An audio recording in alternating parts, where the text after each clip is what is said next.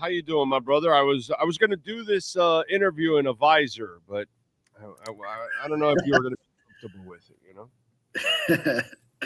Yeah, I mean, maybe you throw for 4 touchdowns. Maybe you make 4 great points if you do the interview in a visor. But I no, actually, bullshit aside, of the story overall, I like QBs to wear visors because it kind of hides your eyes a little bit, and the DBs can't read it nearly as much, and you can fake them out more with looks because they don't really know what you're looking at. You could look this way and nice. still be looking that way, and they can't tell with the visor, and so it's kind of it gives you an advantage, and I don't know why all QBs don't wear visors, in the end. You know what I'm saying? So maybe it becomes a blessing in disguise for him because, like Lamar has worn a visor forever. He's worn it for a while now. Several quarterbacks wear visors. I think it's super smart to wear visors. Yeah, absolutely. You can manipulate more with the head movements instead. And yeah, you can look out of your periphery. Now, maybe a lot of quarterbacks don't want to be adding that to all their other responsibilities. Like, okay, let me make sure my head is like this, but my eyes are really here, type of thing. For some guys, maybe it makes it more difficult for them to process everything that they do already have to process. Not for him. Not for him, because he's Yo, an yeah. because Mhm. he's an anticipatory thrower. And by Right. the way, remember, you're also practicing that during the week.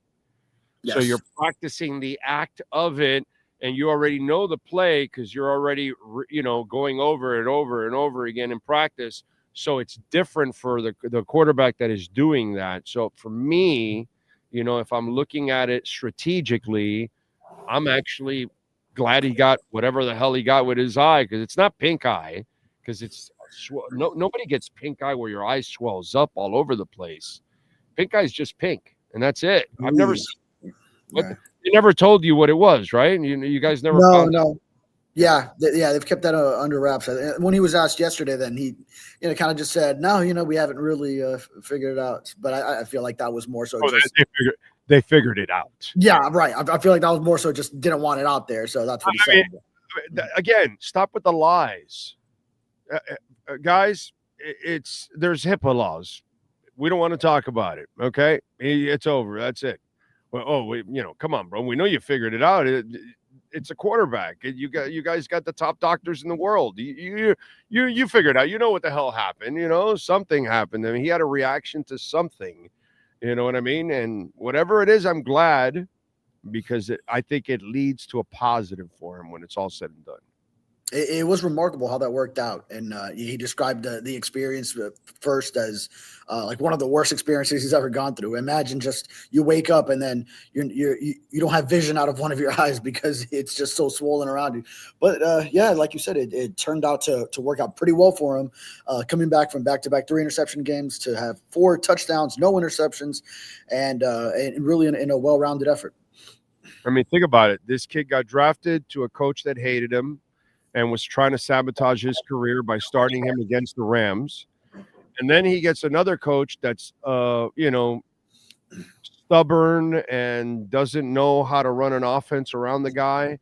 And it took him 4 years to actually run the offense that you're supposed to run around a quarterback like Tua. These are things, and it's frustrating for him. Everything else happens to him, whether it's Jesse Davis, whatever it is. He's the guy that ends up suffering from all this crap because he really hasn't had like what you see down in Miami at that arena, where there's a coach that knows how to compliment all his players one way or another. That's what this coach hasn't been able to do. And so that leads me to this question because I know you were saying it because everybody else was saying it. Okay, who the hell are these Dolphins? And he committed to the run and he committed to Ollie and he even brought in Wright and he started using the big receiver and all that kind of stuff. And all of a sudden you're going, okay, well, can he do it for the second half? Because he's going to screw it up. He's going to go back to doing everything else. And now we're thinking, okay, can he do it again against the Ravens on Thursday? Because he's never run an actual real offense since he's been here. So continue running this offense. Yeah, that's the hope, right? Is that? But now I do want to contend to one point you made there that it took 4 years. I feel like that this game was more of a throwback to 2022 and 2023. So I feel like that Mike has done this with his quarterback. It's just a matter of that they got away from it and obviously lost a lot of time with him last year, and this year has really gotten away from it. What do you say? Where was Ollie Gordon? Oh no, yeah, so. Bubba, there was no power running game.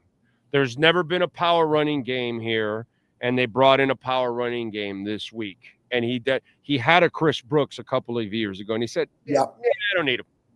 I don't need him." And he had another big. Wasn't there another big back before that also? Well, so Jeff Wilson would take on that role, and Right.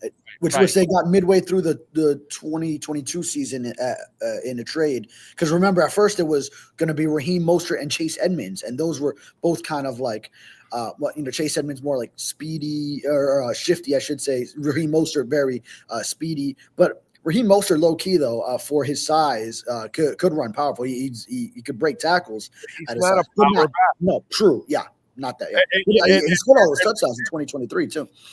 And God bless Achan. Yeah, he wants to be a power back too, and he's not a power back. You know what I'm saying? That was the quote from Tyreek in training camp or OTAs, whatever it was. Yeah, to me, this is what we needed to see. And let me tell you, there's still an element missing, which is the tight end. Got to get the tight end. The Julian Hill injury really becomes enormous because you expect Darren Waller to get injured. You expect him to not be consistent. That's kind of what his MO has been. And he's 33 years old, dude. But Julian Hill came around already. He was actually, this is the Julian Hill we had not seen the first 2 years. This is a guy that was playing consistent. This is a guy that really Tua needs right now, because this offense, one of the things that you want to also do in any offense, dude, you got to have a tight end. And that's the only element that's kind of missing right now. On Thursday, you're going to face an offense that has two tight ends.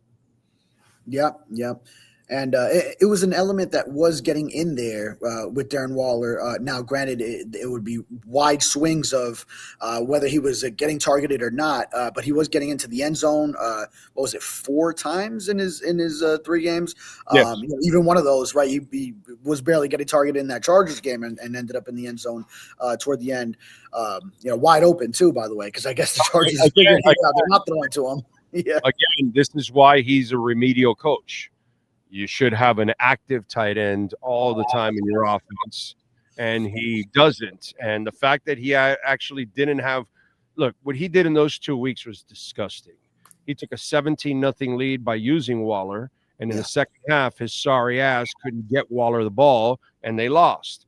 And then the week after, he doesn't use Waller the entire time except for as a decoy, and he then uses him at the end where he was open all by himself, and you lost by 2 points when you didn't use him the entire game. That's why, to me, Mike McDaniel constantly proves to me that he is stubborn, ignorant, just doesn't change, dude. And that's why what he did last week was a marvel. But my problem is I can't trust you to continue to do this. I can trust the guy in Miami. He knows what the hell he's doing over there with the Miami Heat. You know what I mean? When he figures shit out, he knows what to do. This guy, it's just something that drives me crazy. And if I don't see this offense against Baltimore on Thursday, he's lucky I'm not the owner, bro. He's just lucky I'm not the owner. Seriously. We all know that, yeah. I would fry this guy, bro. I would fry this guy in public. I really would. I would sizzle this son of a bitch, because he is such a crap coach, and he has all the tools to be a good coach. Look at that. Look at what he did on Sunday. That's how you call a game. For the first time, he called the big boys game instead of some stupid video game that he's constantly trying to call. And by the way, the video game offense that he's trying to run, the quarterback that you need for that, it's this guy. That's what you need. When you have a freak like that, you can get away with that. Not that you'll win, but, you still need a freak like that. That's not who Tua is. You need this kind of an offense. And so that's my problem with him. Like, am I going to see this on Thursday? Is what I need to see. I need to know. And Big O, we all know that if you were the owner, you would have moved long ago. But now I think a lot of people with even a lot more patience than you would have been done the week before against Cleveland. And I know, I mean, I was saying it. I think, probably most media pundits at that point would say, all right, like you are now 1-6 and you just got blown out by the Cleveland Browns, who are supposed to be even worse than you are. And still this happens in sort of this must win if you're trying to make anything out of the season. And then you get blown out. What was the score there? 31-6. I think a lot of people would have been done there. And then now this team that showed up, which it was astonishing that the game was called this way and that they were as effective on the ground and then letting Tua be efficient as a byproduct of using the run game and stopping the run finally against Bijan Robinson and a very difficult rushing offense. I feel like that was the team that a lot of us who, like myself, like my colleague Chris Perkins and others, saw going like 9-8 this year. And obviously that's going to be really not really in the cards the rest of the way. Even if there is this midseason turnaround, it's going to be highly unlikely. But just that was kind of the team you figured, could go and go against a team like Atlanta, which has some talent, but is a 500 team. They were 3-3 going in. You know, it's not like they're any kind of world beaters, and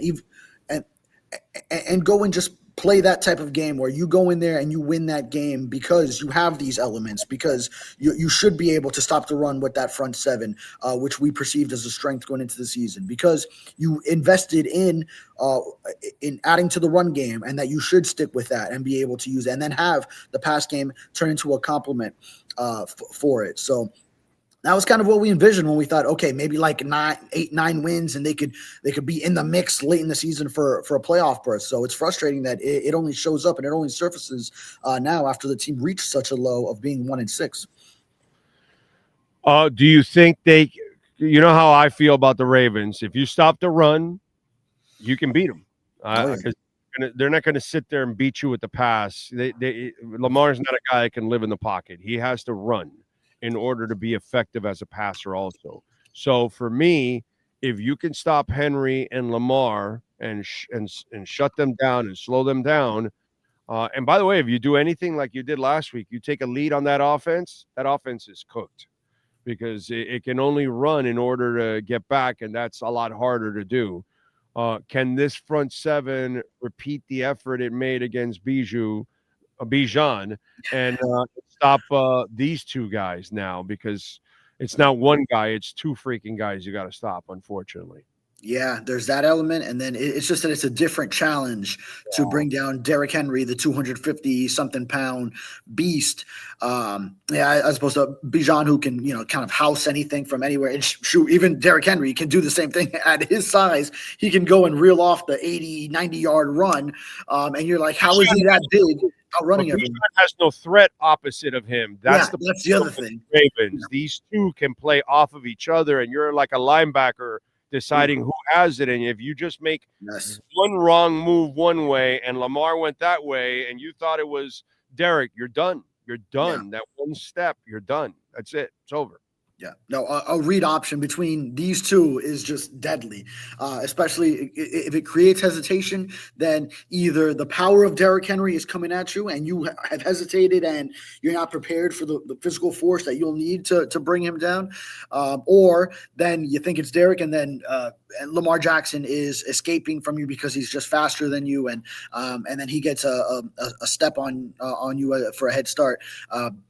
Because you're hesitating, looking for if Derrick Henry has the ball. So it's a brutal challenge. And I think Lamar being back for the first time in a month, that's going to provide such a spark for this Ravens team. It's always difficult to win on the road on a short week. So that's something that does work in the Dolphins' favor, the preparation that it takes. But I think the Ravens have been preparing now a couple of weeks because Lamar was so close to coming back last week, and then they were still able to get the win against the Bears with Snoop Huntley starting. And then I think they always kind of had the vision of, all right, we are actually preparing not the short week of 3 days in between games for reincorporating Lamar Jackson. It's more of like a week and a half where they had that.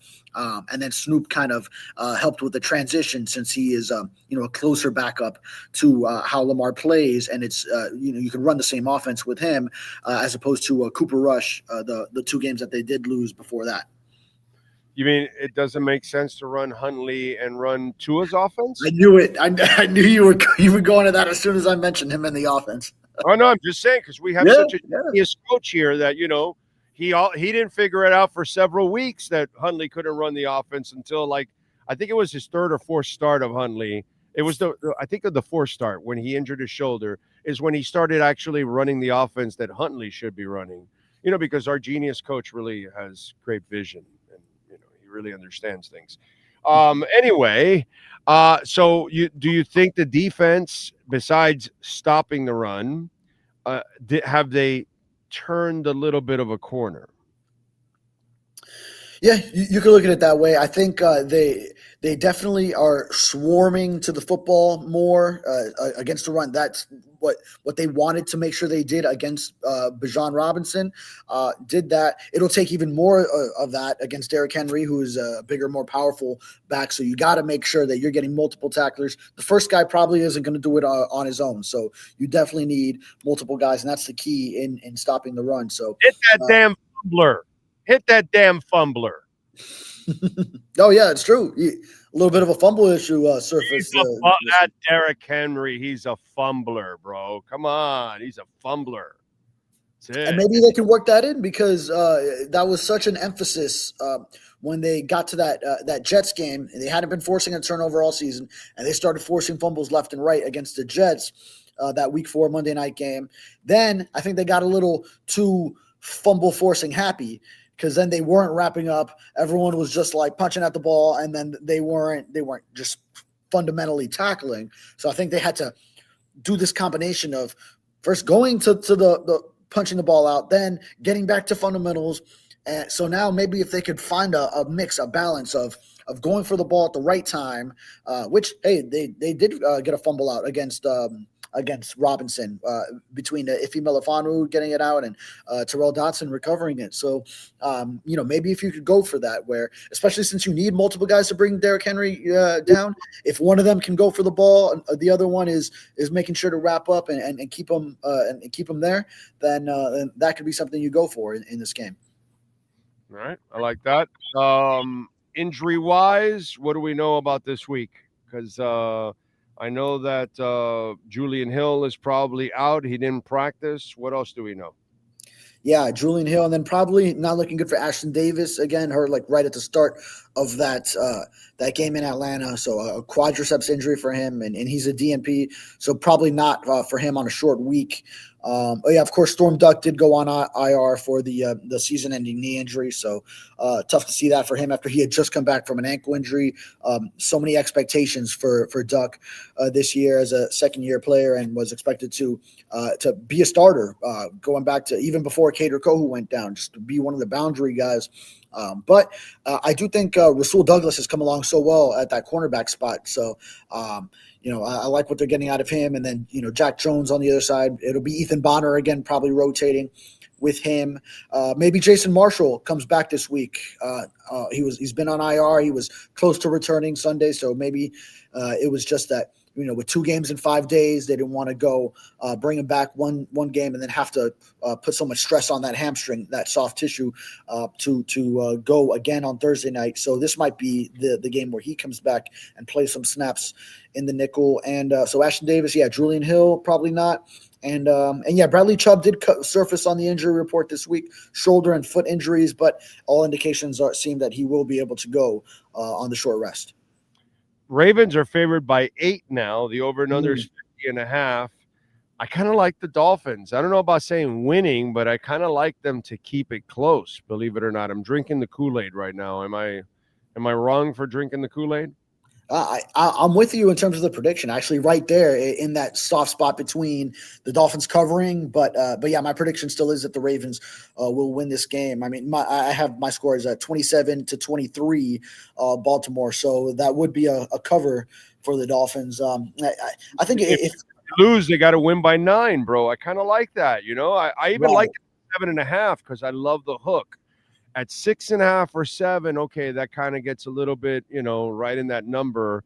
But at the Yeah. 7.5, now it's at 8. I kind of like it for the Dolphins, dude. Yeah. All they got to do is lose by one possession. Like, I mean, when you're playing at home on a Thursday night, it's always tougher for the road teams. And yes, they do get Lamar Jackson back, but it's still his first game back. So you don't know if he's just going to step right in and be the same Lamar Jackson that we've come to know. So, yeah, I can see. I still feel the Ravens will end up coming through. But if I'm the Dolphins, I feel like the all the word around this matchup is kind of like undermining to them. It's all about how what everyone's talking about nationally is, all right, this is when the Ravens now make their playoff push. If I'm the Dolphins, I'm like, man, we just put together our most complete performance and you're totally passing us off. So I could see them definitely keeping this game tight, keeping it close. But I do still favor the Ravens to win it in the end.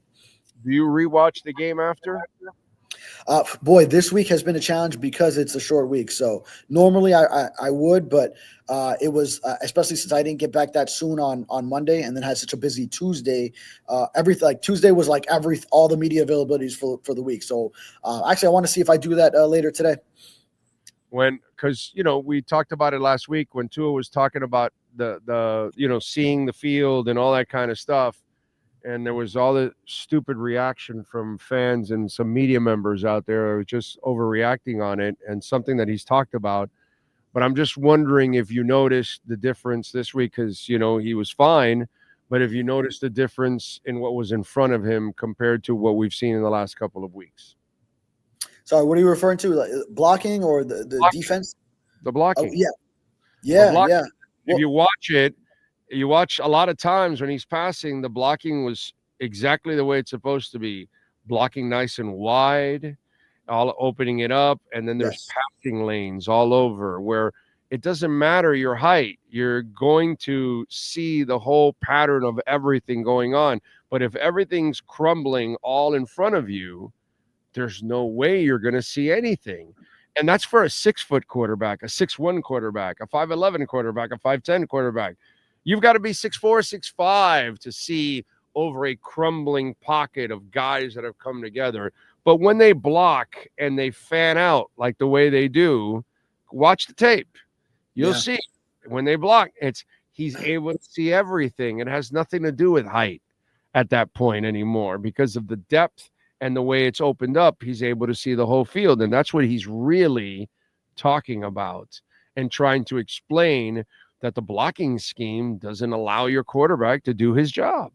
But he just can't literally trash the coaches and the players in front of him. So he's got to blame it on him and say, well, I have trouble seeing over and all that kind of stuff. So I just was wondering if when you watch the tape and you look at the blocking and you see the difference this week, when you're able to run the ball, when you're able to loosen up the defense and all that kind of stuff, how it opens everything up.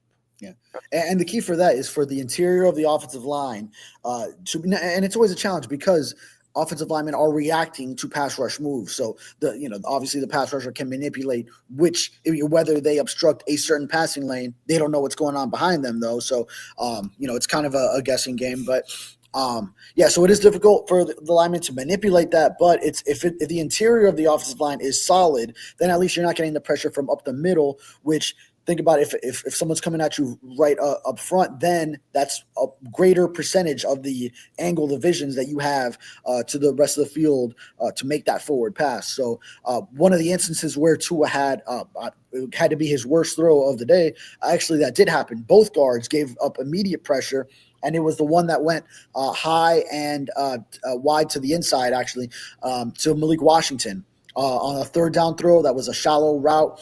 He was wide open right in front of the sticks, could easily catch it, turn around, and pick up the first. And Tua just missed him badly on that play. Both guards, Savaiinaia and Cole Strange, gave up immediate pressure. And not as an excuse for Tua, because I feel like that was still the timing of when he was going to get the ball out right before those guys got to him. Doesn't help. But it doesn't help. Yes, right. So it made it a greater challenge, and that was one of the throws he missed, actually. And it had to be the worst throw he made of the game. Before then, he picked it up and played really sensationally. Yeah, no, he played well. But again, he played well because everybody did their jobs. Yes. Yep.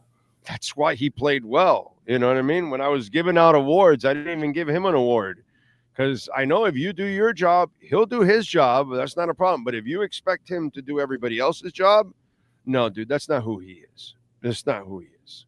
He's not going to be carrying your offense, bro. That's just not the way it goes. You know, you got to block, you got to run, you got to catch the ball. You need to run the right route. You know, everybody's got to do their job because that's the way football is. There's a synchronization to the whole thing, and when one cog doesn't work, it breaks down the entire thing.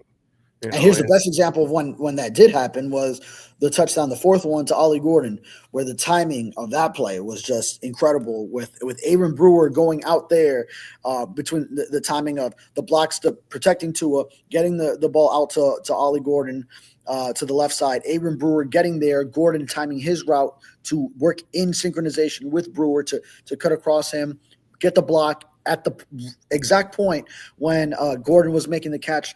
That was just phenomenal timing and the way they synced that up. And that was probably the greatest example of exactly what you're saying. Yeah, but that's football, dude. That's always been football. And the best teams are the ones that are absolutely in tune and they do everything right. And then it makes everybody else's job that much easier. But if you want one guy to carry you, guess what? That team never wins a championship. Ever. It just doesn't exist. Nobody carries anybody to a Super Bowl.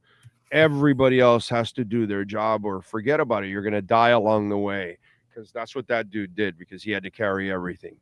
And that's just that stuff just doesn't work. All right, what do you got going on in the Sentinel so folks can check you out? Yeah, to that point, that's kind of like the ball that Lamar Jackson has had to play some past years. Josh Allen has to play, and they don't have one yet.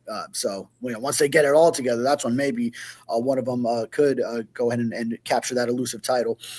So yeah, I mean, I'm writing going into this game about how actually it's a lot of people are looking at the Ravens as a team that now takes off for this playoff push. But if you're the Dolphins, you got to be looking at it like we just picked up our second win the same way they did as a team that finally put together a complete performance. Granted, different story with them getting Lamar Jackson back.